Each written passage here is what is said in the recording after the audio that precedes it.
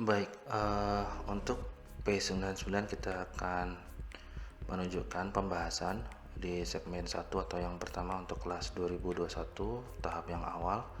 Kita akan tunjukkan beberapa tujuan dari pembahasan yang sudah dilakukan selama kelas praktikum yang dilakukan secara asinkron. Ya, berikut ini ditunjukkan terkait dengan data-data mahasiswa yang diupdate pada tanggal 1 Maret 2021. Kalau berdasarkan data kita sudah melakukan kuesioner kurang lebih 4 kali, jadi tidak setiap minggu karena ada yang digabung dan juga mungkin ada jeda. Pada kegiatan kuesioner tersebut, berikut adalah data-data mahasiswa yang kita bisa dapatkan. Ada beberapa yang terlambat juga, dan juga masih saya masukkan di sini. Kemudian secara keseluruhan hampir semuanya sudah mengerjakan, mungkin hanya ada satu orang yang belum bisa untuk mengakses dan mengikuti kegiatan kuesioner ini.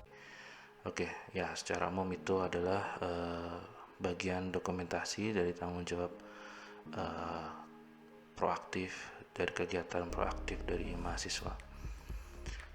Baik, dari kegiatan tersebut kita akan coba evaluasi atau kita coba bahas beberapa hal begitu ya. Mungkin ada beberapa hal yang bisa membantu untuk pembelajaran selanjutnya.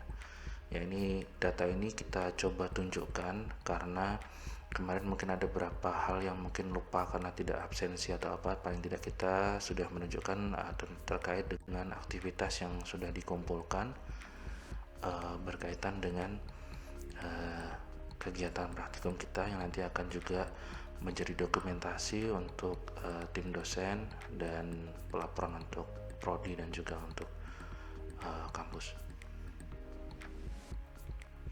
Ya, beberapa pertanyaan itu ada yang bisa kita nilai, ada juga yang berupa kuesioner. Jadi kurang lebih biasanya ada pertanyaan apakah sudah mengerjakan.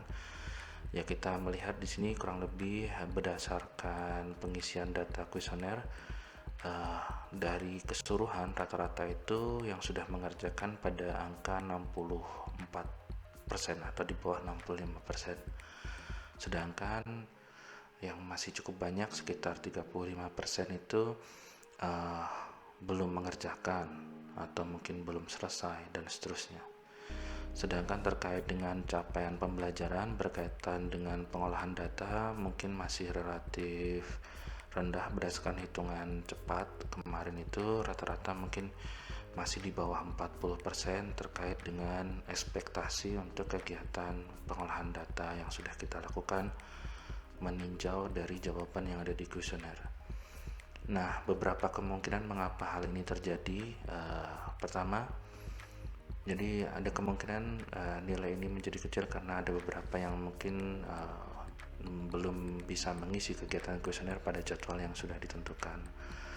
Yang kedua, mungkin sudah mengisi tapi belum menyimak materi video yang sudah diberikan pada minggu sebelumnya atau pada beberapa minggu sebelumnya. Kemudian mungkin belum mengerti terkait dengan rumus perhitungan yang digunakan terkait dengan pertanyaan yang ada di kuesioner. Jadi mungkin perlu pemahaman untuk menggunakan rumus yang mana.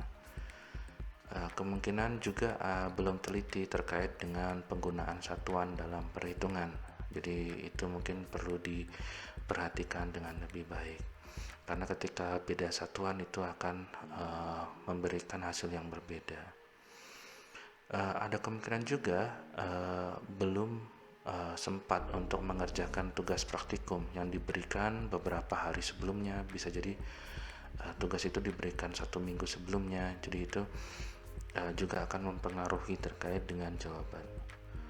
Nah, kemungkinan yang lain juga berkemungkinan peserta praktikum ada yang belum terlatih dalam menguasai penggunaan Excel, padahal kita berhubungan dengan formulasi perhitungan yang sederhana seperti formula untuk penjumlahan, pembagian, pengalihan dan pengurangan begitu.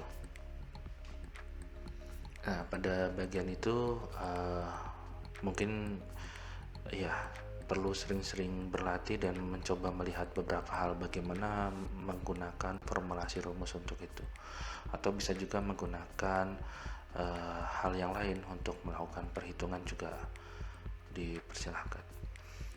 Nah, beberapa hal lain kita tentu saja berhadapan dengan kondisi yang berbeda pada saat kuliah daring. Mungkin pada saat kegiatan praktikum di kelas itu mungkin ada pemantauan pada saat praktikum, karena di situ kita harus standby menggunakan laptop dan kemudian langsung mengerjakan. Jadi ketika mungkin ada kebingungan itu mungkin bisa diarahkan, tapi secara langsung, bukan berarti pasif. Kalau pasif ya akan sama saja. Nah, dari situ mungkin itu yang membedakan.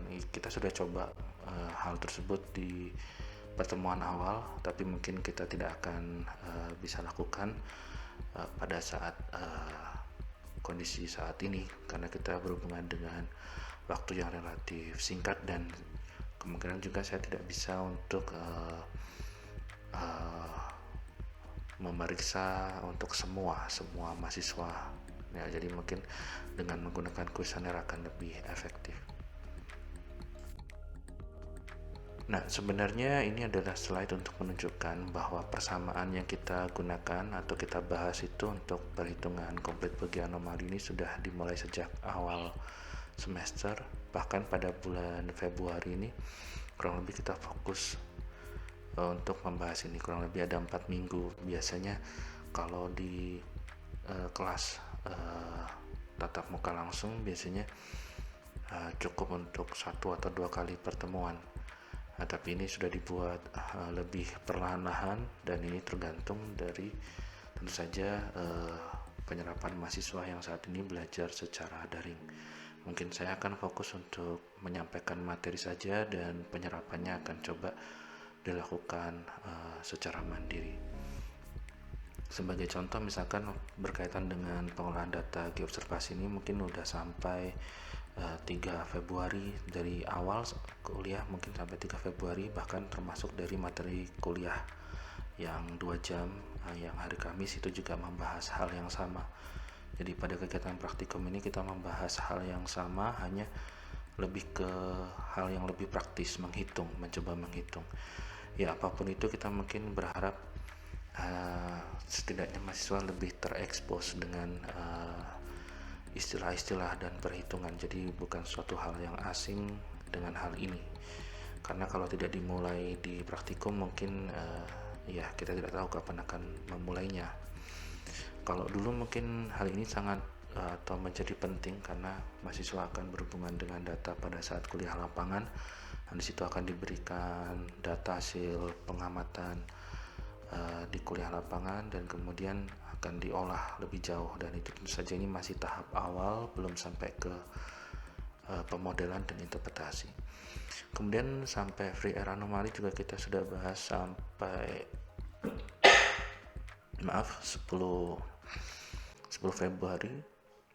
Jadi kita udah sempat bahas, dan SBA simbol bagi anomali sampai 17 Februari sudah kita bahas, dan kemudian berkaitan dengan CBA sederhana kita sudah bahas sampai 24 Februari. Nah, beberapa hal mungkin kalau lebih rajin mungkin ada beberapa hal untuk membantu pada saat perhitungan IGF atau theoretical gravity atau gravity normal. Nah, ini mungkin butuh konversi untuk koordinat. Ini ada beberapa hal yang mungkin bisa dicek secara online. Konversinya mungkin tidak perlu satu-satu, bisa beberapa station, dan bisa menghasilkan perhitungan yang lebih cepat daripada menginputkan satu persatu. Oke, jadi sebenarnya cukup banyak alat bantu yang bisa dicoba cek. Coba dicek untuk membantu perhitungan, dan tentu saja perlu lebih aktif untuk bisa melakukan atau mencari tahu begitu. Tapi ya kita akan coba perlahan saja dari keterbatasan yang saat ini kita punya. Oke, demikian untuk pembahasan tahap awal ini.